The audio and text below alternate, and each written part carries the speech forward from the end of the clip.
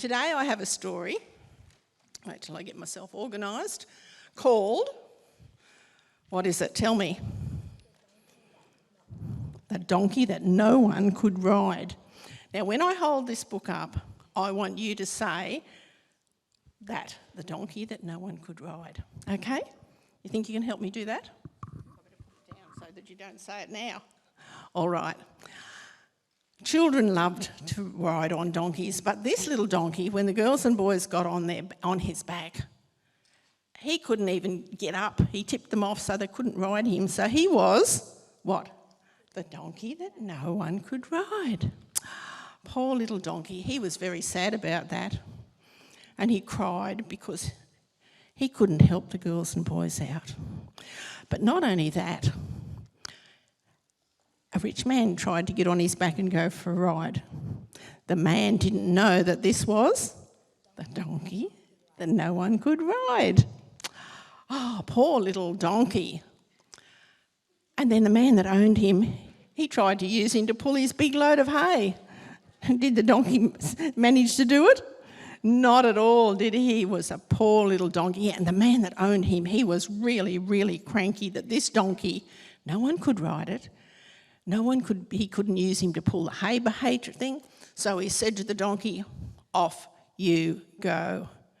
You are no use to me anymore." And so he sent the donkey away. And he was taken to a place outside the town, tied up to a post, and he was left there. Do you think the donkey was so happy? You do? He was happy to be away from that grumpy old man, I'm sure, but I think he was also sad to be left on his own. He looks a little bit sad, doesn't he? All right. But along came two men. They saw the donkey and they thought, we've got to find a donkey that no one's ridden. I wonder if anyone's ridden this donkey. And they took him and they went back to the city. Now, when they got back near the city, the little donkey met someone else. This donkey was what?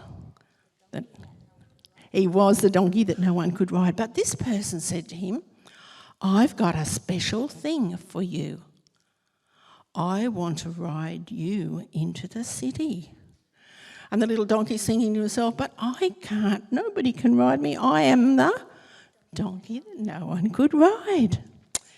Anyway, he looked at himself and he thought, "Look at my back, it's crooked, it's not very strong, my legs are weak." Oh, he thought, "I'm going to let this man down because no one can ride me." But the man's face was very kind. He had a smile, he had kind eyes. Do you know who this man was?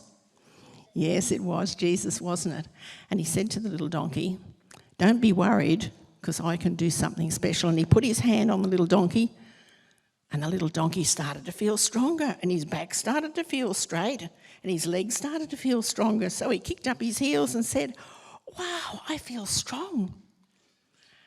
And then he bowed down at Jesus' feet and was very thankful that he was now no longer the donkey that no one could ride. All right, because Jesus said, "I'm going to ride you into the city." So Jesus got on his back and off they went.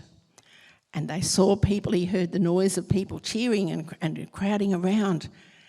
And he was excited because Jesus was on his back. This was someone who could ride him. He was no longer who?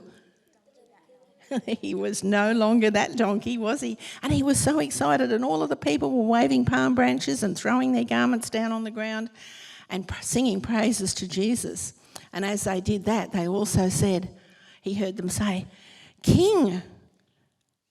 And he thought to himself, "I've got a king on my back.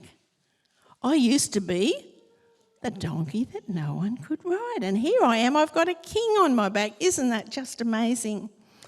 And then at the end, the little donkey knew that was something very special about what Jesus had said. Can you read what's up there on the story?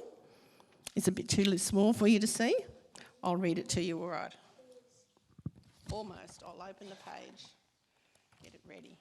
It says, and all his life after, the donkey rejoiced that the king had made such a wonderful choice. To help with the greatest mission of all, the king used a donkey, though weak, young and small.